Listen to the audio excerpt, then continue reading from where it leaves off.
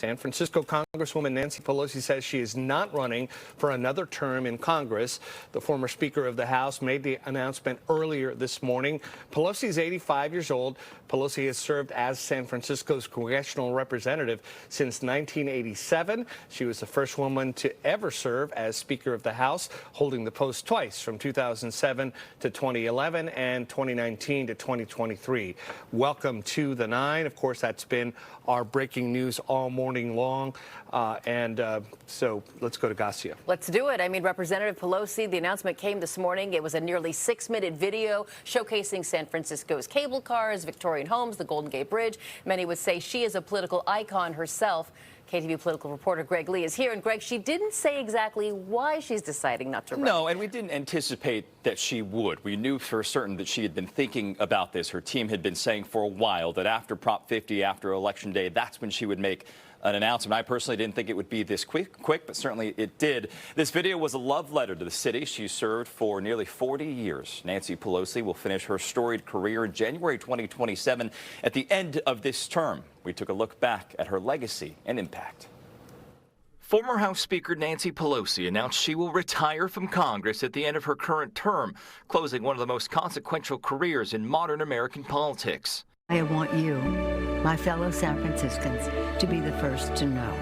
I will not be seeking re-election to Congress. With a grateful heart, I look forward to my final year of service as your proud representative.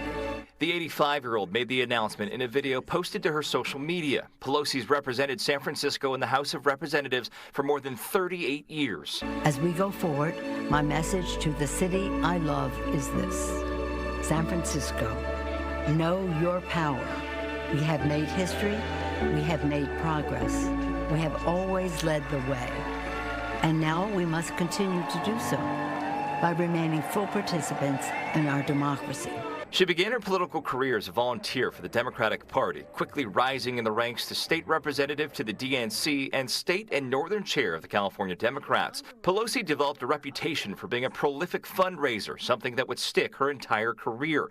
She served as House Committee Chair at the 1984 Democratic National Convention held at Moscone Center in San Francisco. We think it's essential for the Democrats to recognize the importance of the West, Western concerns. In 1987, Pelosi won her first and last competitive race for the House. She won a special election to represent California's then 5th district. There's never been much doubt that Pelosi would win today. Democrats outnumber Republicans in the 5th district by 3-1. Pelosi began shattering glass ceilings and breaking new ground for women. In 2001, she was chosen as House Minority Whip.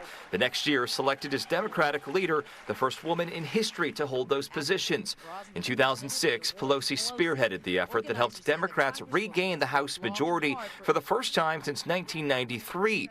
That paved the way for this historic moment on January 4th, 2007. It's now my privilege to present the gavel of the United States House of Representatives to the first woman speaker in our history, the gentlelady from California, Nancy Pelosi.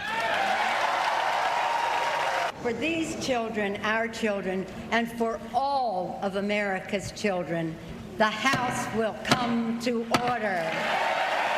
Pelosi became the first woman elected to serve as Speaker of the House. Her first term with the gavel coincided with President Barack Obama's first term. She unified her caucus for one of the landmark achievements of her career, passing the Affordable Care Act.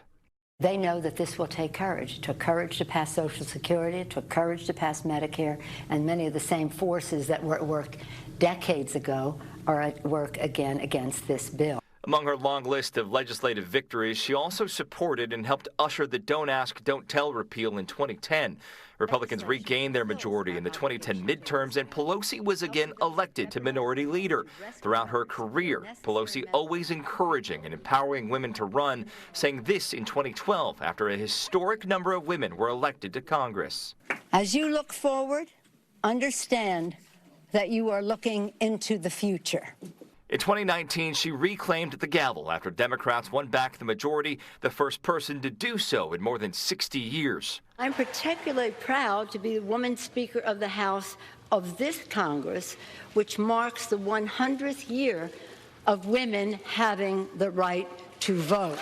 Pelosi became the front line of Democrats' battle with President Donald Trump. The speaker oversaw the impeachments of Mr. Trump in 2019 and 2021.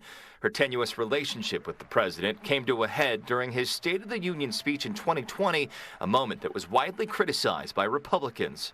Because it was the courteous thing to do, considering the alternatives. During President Biden's administration, Pelosi held her caucus to help pass some of the landmark legislation during his term: the American Rescue Plan, the Bipartisan Infrastructure Act, the CHIPS and Science Act, and his climate and social spending bill.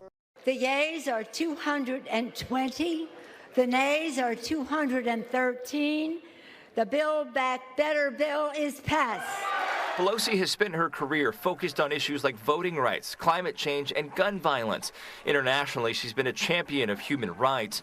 In 2022, she visited Taiwan, the first time a U.S. House Speaker had done so in 25 years, despite warnings from China. There has to be some way we can maintain the sense that people have that there's some security or some confidence that government can function. The House Speaker and her office were a focus of the January 6th rioters. In the aftermath, she urged lawmakers back to certify Biden's victory and helped create a select committee to investigate the attack. So I run to the door, and I'm very scared. I see this Capitol Police, and they said, "We have to come in to talk to you." And I'm thinking, my children, my grandchildren. I never thought it would be Paul. In October 2022, Pelosi's husband Paul was violently attacked at their home in San Francisco while she was in Washington. A few weeks later, she announced she would not seek a leadership position, marking the end of an era and a historic 19-year run as leader of the Democratic Party. I will not seek re-election to Democratic leadership in the next Congress. For me, the hour's come for a new generation to lead the Democratic caucus that I so deeply respect. Pelosi's maintained an outsized role in the party's decisions, including pressuring President Biden to end his re-election campaign. Recently, she focused her attention on pushing Proposition 50 to passage. We don't agonize, we organize, we unionize. And that's what we did in this election. That video just from Tuesday of this week. Now, before this announcement, two candidates already launched campaigns for her seat. Democrats Scott Wiener and Shoykot Chakrabarty in what one analyst called a generational change in the Democratic Party. We can certainly expect, guys, that more people will come out of the woodwork to announce now that this seat is open for the first time in a long time. Going back to her legacy, though, I talked to a woman with the Center for American Women and Politics, and they talked about having a woman of her stature climb up to the head in Congress.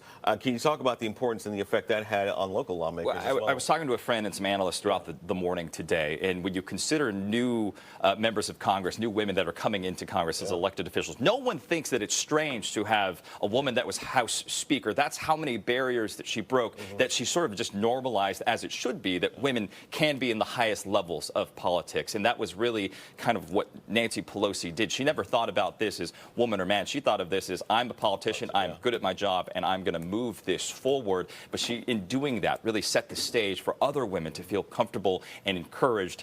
And anytime you hear her speak, she brings that up. She encourages other women to get involved civically. Not easily intimidated either. She went up against some very powerful people. She's incredibly tough, and that is the message you'll hear from her inner circle. To describe Nancy Pelosi in one word, and they will tell you tough.